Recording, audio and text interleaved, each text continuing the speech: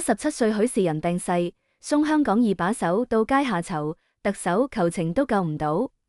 糯魚瓜友炸咗啦！2月1號，香港前政務司司長許仕仁因病過身，終年77歲。呢個曾經坐擁香港二把手、權傾一時嘅男人，最後竟然以階下囚嘅罵名收場。一生起跌離奇鍋電視劇，送滬港功臣變成貪腐罪犯，送萬人敬仰到身敗名裂。睇完真係只剩低唏噓，簡直係糯魚最顛覆嘅人生反轉劇。講到許仕仁，上一代香港人心情都好複雜，始終佢當年嘅風光，全香港冇人比得上。出身豪門，媽咪係澳門名媛，自細錦衣玉食，憑住過人嘅圓滑同智商，1970年加入港英政府，一路順風順水，由一個普通公務員硬生生爬上政務司司長嘅高位，成為僅次於特首嘅二把手。圈入面嘅人都叫佢喬王，意思就係足智多謀，無論幾棘手嘅麻煩，佢都有辦法拆解。在官場入面人脈極廣，深得同僚同上級信任。作為特區政府嘅大腦，佢手握大權，可以督導各決策局工作，協調立法會，甚至可以暫代特首職務。講係一人之下萬人之上，一啲都唔誇張。許仕仁早年真係好風光，最封神嘅就係1998年亞洲金融風暴。當時索羅斯帶住國際炒家追擊港元，香港股匯市崩潰，經濟差啲玩完。關鍵時刻，許仕仁同當時嘅財政司司長曾蔭權、金管局總裁任志剛組成財經三劍客，動用1000億外匯儲備硬撼炒家，最後成功守住香港金融穩定，一戰封神，被全港市民奉為護港功臣。之後佢更加一路順暢，2000年暫別政府，出任積金局行政總監，主導推行強積金制度，惠及全港市民，又多咗個強積金之父嘅美譽。2005年已經退休嘅佢，被曾蔭權親自請返政府，再次出任政務司司長，深得特首信任。呢個時候嘅佢，妥妥嘅人生贏家，只要安穩退休就可以名留青史。但誰諗得到，處於巔峰嘅佢，竟然親手搞垮自己。冇人估到呢個曾經嘅護港功臣，背後早已經淪為貪腐分子，而拉佢落水嘅，正正係香港頂級豪門新鴻基地產，仲牽扯出一場豪門內鬥嘅大瓜。件事嘅起因，完全係新鴻基地產郭氏三兄弟嘅內鬥。2008年，郭氏兄弟反目，大佬郭炳湘被媽咪同兩個細佬聯手罷免主席之位，大權旁落嘅佢懷恨在心，直接向廉政公署舉報，矛頭直指兩個細佬，仲順帶爆出許仕仁收受新鴻基地產好處嘅驚天黑幕。一場世紀涉貪案就此曝光，廉署一查，直接挖出許仕仁嘅貪腐實錘，細節離譜到令人震驚。2000年到2009年，許仕仁利用積金局行政總監、政務司司長嘅職權，大規模收受新鴻基地產嘅好處，涉案金額高達4000多萬港幣，手法隱蔽到令人髮指。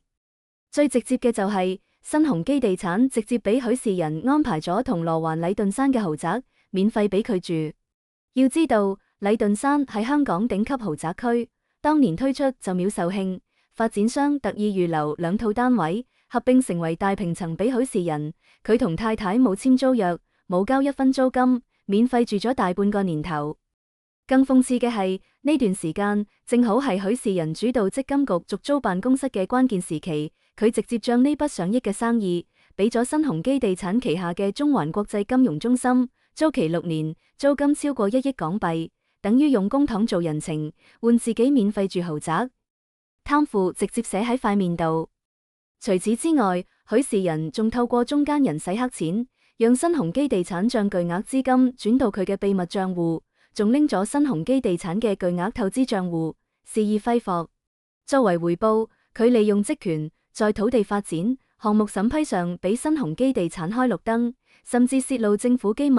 讓新鴻基地產在地產圈一路順風順水。2012年3月，廉署終於收網，清晨突襲許仕仁嘅豪宅，將仲喺睡夢中嘅佢當場拘捕，同時拘捕新鴻基地產嘅郭炳江、郭炳聯兄弟，搜查新鴻基地產總部。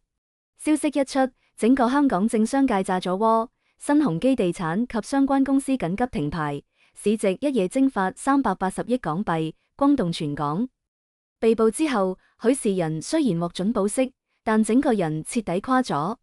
曾經意氣風發嘅肥龍變得沉默寡言，每日匿去教會祈禱，自責懺悔。短短幾個月瘦咗18斤，頹廢到不成樣子，再也冇咗當年喬王嘅風光，淨係剩低滿心嘅惶恐。2014年5月，案件正式開庭，審訊足足持續7個月，傳召120名證人，核查230個銀行賬戶，證據連齊全，全港市民都喺等後續。同年12月，陪審團宣判許仕仁5項罪名全部成立，包括公職人員行為失當、串謀行賄等，被判入獄7年半，仲要歸還1118.2萬港幣贓款，全部充公。呢度仲有個大瓜，審訊期間竟然有一大堆人為許仕仁求情，其中分量最重嘅就係前特首曾蔭權。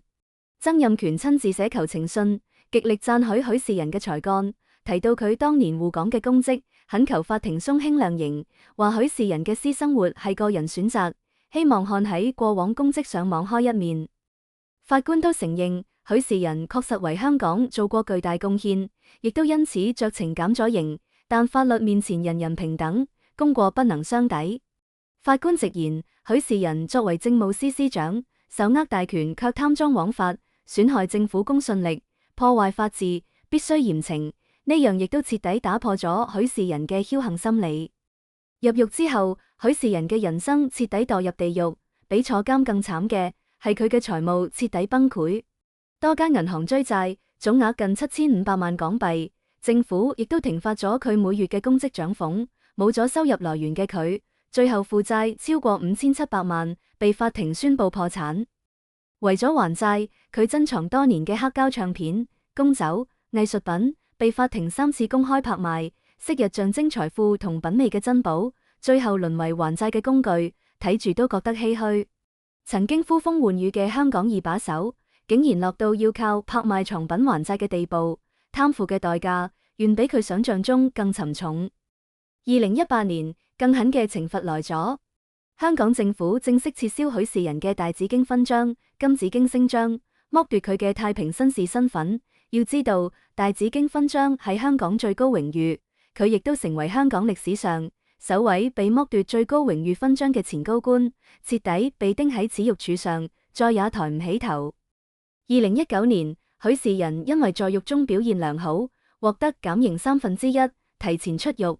出獄當日，佢頭髮花白，形銷骨立，著住黑色外套，全程沉默，唔回應記者任何提問，在家人嘅陪同下默默上車離開。昔日嘅肥龍變成咗骨瘦如柴嘅瘦龍，狼狽不堪。更慘嘅係，出獄之後，佢徹底被政商界拋棄，昔日嘅朋友紛紛同佢劃清界線，冇人再願意理睬佢。佢深居簡出，好少露面，一邊承受住世人嘅謾罵，一邊同病痛抗爭，孤獨又落寞，曾經嘅榮光蕩然無存。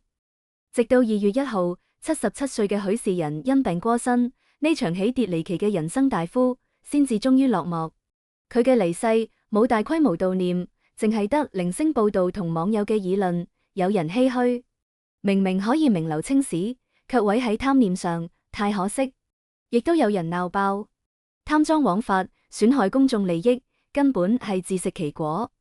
其實許仕仁嘅悲劇早早就注定咗。佢有過人嘅才華，有輝煌嘅過去，保護過香港，推行過民生工程，本來可以安享晚年，被後人記住。但佢卻在權力嘅光環下迷失自己，被貪欲沖昏頭腦，忘記初心，丟咗底線，送曾經參與反貪嘅人，變成貪腐嘅犧牲品，一手好牌打得稀巴爛。